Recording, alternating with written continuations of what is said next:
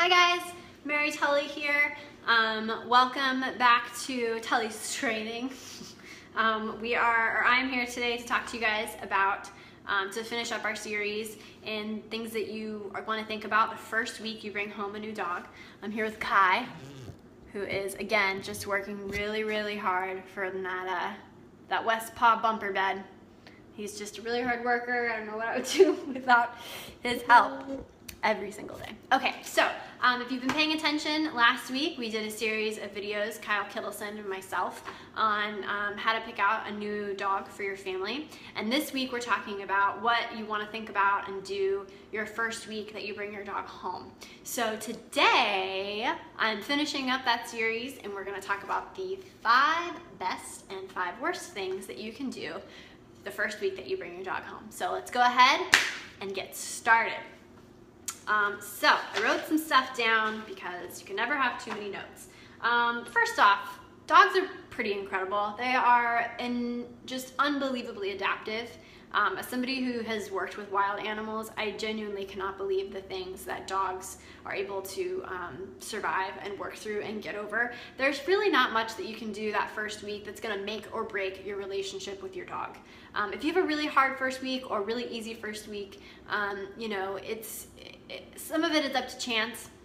But basically we wanted to talk to you about some things that you can do to really set yourself up for success and set your dog up for success. But if you happen to, you know, God forbid, have done one of the 5 worst things you can do the first week you bring your dog home, fear not, it's gonna be okay. This is just kind of a set of guidelines and some stuff for you to think about. So the first thing that you do not want to do the first week you bring your dog home is take your dog to a party or a bar or any sort of large social gathering. Do not do it.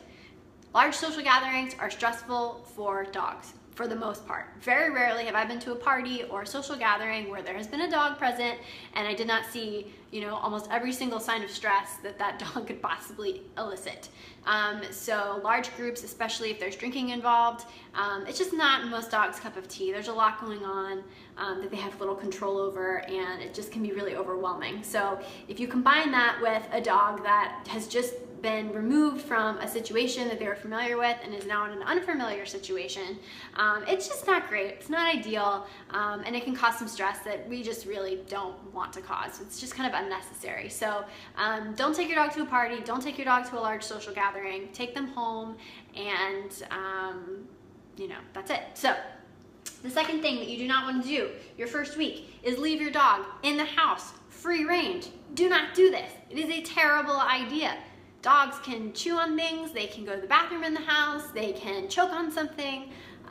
You know, just because they have been successfully free range in somebody else's home does not mean in any way, shape, or form that they are going to act that way when they're in a new environment with people that they do not know. Just like us, dogs' behavior changes. Oh, you're so tired. Oh. During periods of transition, their behavior changes as their stress level rises, and it's just not a good idea. If you have a puppy, you definitely don't want to do that because you know, puppies, just like babies, they need supervision. They could get into stuff that could hurt them and cause them harm. So do not leave your dog free range your first week. That's something for way down the road once you've gotten to know your dog better. Make sure that first week, if you leave them alone, which you should, we'll talk about that later, they're in a space where they can't get into anything and they're nice and safe.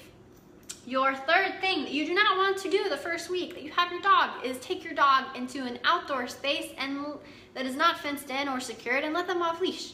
Again, even if that was something their old family used to do with them a lot, it is not something that you want to do. Oh, you just need some attention right now. Oh my God, what a mushball. It's not something that you want to do with a dog that you don't know very well yet. And if you have a new dog, you don't know them very well yet. And they don't know you. There's also a certain, you know, if you have a dog that's, again, coming, could I help you? What do you want?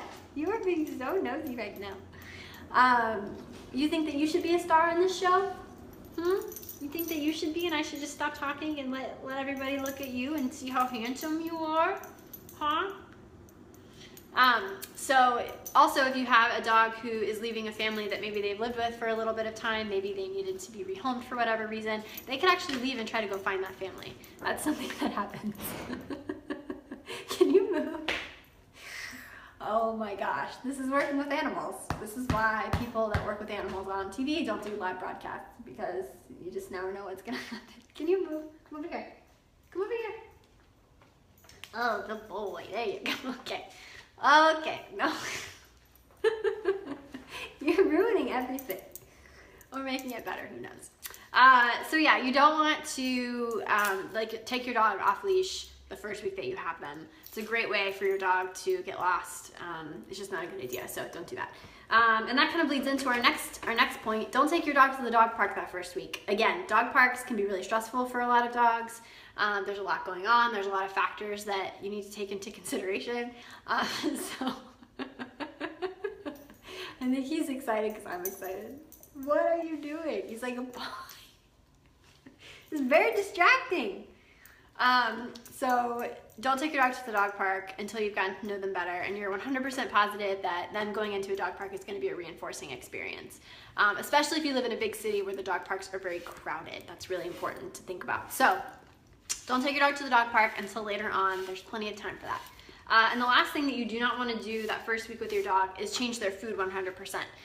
Even if they're on just the worst grocery store brand of dog food you can imagine, it can cause them dietary upset, and also it just kind of can be again an additional stressor for them. So if they're used to eating a certain type of food and that's all they've ever had, and then all of a sudden the food that they're getting is something they've never tasted before, again, it can just kind of really not make that transition easy for them. So you want to make sure to, if you're going to add a new food into their diet, you want to transition them slowly over time. And if you have questions on how to do that, contact your veterinarian. They'll be more than happy to talk you through exactly how to accomplish that. He's bringing a toy now. Yeah. What are you doing? Okay, so 5 of the best things that you can do the first week that you bring home your dog. The first thing that you want to kind of do, ideally, is find out what the routine was wherever your dog came from and try to replicate that as best you can. So if they are coming from a shelter, find out what times they got to go on walks, find out what times they were fed, find out what times they got to go out for potty breaks, and if you can replicate that kind of, that routine in the very, very beginning, especially those first couple days, that can be a really great way to help potty training move on faster. And again, just to kind of ease their transition and give them as many familiar things, kind of into their day-to-day as you can. So talk to wherever you're getting your dog, find out what the daily routine is, and see if there's any aspects of that that you can kind of mimic at home, just to kind of, keep them on the right track. The next thing that you can do that's really great is KISS. Keep it simple, stupid. My math tutor taught me that acronym when I was in 10th grade and I was having trouble with math, and it's something that I've used in every aspect of my life, and dog training is no different. Especially that first week. There's no need to do anything extravagant. I know sometimes it can be really, really exciting when you have this new dog and you want all your friends to meet the dog and you want to take the dog everywhere and show them all these great things that they're going to get to do and see in their life with you, and that's all well and good. But remember that for a dog, their world is a lot smaller than ours. So even something as simple as, going on a walk in a new neighborhood, that's really exciting. And for some dogs, can even be a little bit stressful. Going into a new house and getting used to new people. Maybe you have another animal in your house that they're having to get used to. Maybe the way you feed them is different. Maybe now there's going to be a little bit of training in their day-to-day and there wasn't before. Those things to us seem so small, but for a dog they are huge. So really we want to give them time to get used to all of those really big life changes first, before we start taking them out in public a ton and introducing them to all of our friends and taking them on hikes and things like that. So that first week you want to just keep it really quiet, let them get used to kind of the day-to-day flow of your household, and then once they've gotten there, then you can start to kind of expand and show them all the wonderful things that you're going to get to do with them, in their new life. Now, earlier we talked about kind of replicating the schedule from where your dog came from as best you can, and trying to kind of keep things familiar. You also at the same time want to really think about what their schedule is going to be like with you on a day-to-day basis and start slowly introducing that and getting them kind of going in that direction. So Kyle mentioned earlier this week that one big mistake he sees people make is they'll take 2 weeks off of work when they get a new dog and they stay with the dog 24 hours a day. They take the dog with them everywhere they go. And then, you know, day 14, they go back to work. All of a sudden, the dog is left home alone for 8 hours and they haven't even been alone for 10 minutes. That's a huge jump, and that's not the best way to kind of navigate that. So if your dog is going to be left home alone while you go to work, or you know, anything else that's kind of going to be a big part of their life, you want to start to slowly phase that in. So start, you know, by being with them for 24 hours a day, and then you know, on day 1, day 2, and then maybe day 3 you start, you know, okay, 3 times today I'm going to be gone for 20 minutes. Okay, day 4, 3 times I'm going to be gone for an hour. And so basically you can kind of break it up and slowly add a little bit more time alone, and a little bit more time alone, and a little bit more time alone, so that they can get used to kind of what their actual day-to-day life is going to be like. So you want to kind of replicate their old schedule as best you can, while at the same time slowly phasing in what their new life is going to look like on a day-to-day basis. Next, the 4th thing that you can do to that you want to do the first week you bring your dog home is start training right away.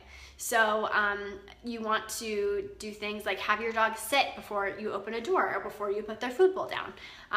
You can do things like start taking them to their potty spot, whatever spot in the yard you want them to go to the bathroom. Start taking them there right away. If you want to work on, you know, any other basic stuff, start implementing that immediately. You want to make sure that you are getting the ball rolling with training right away, but also slowly, baby steps, keeping in mind that this is a new transition, and if they don't nail everything the first week, that's okay. They'll get it. You're just starting to really introduce these concepts and kind of start to get them used to it. And the last thing that you want to do, number 5, best thing that you can do the first week you bring your dog home, is just relax and have fun. Like I said, you really can't make or break your dog in 1 week for the most part. I say that just because I'm sure there's been a case where something happened and whatever.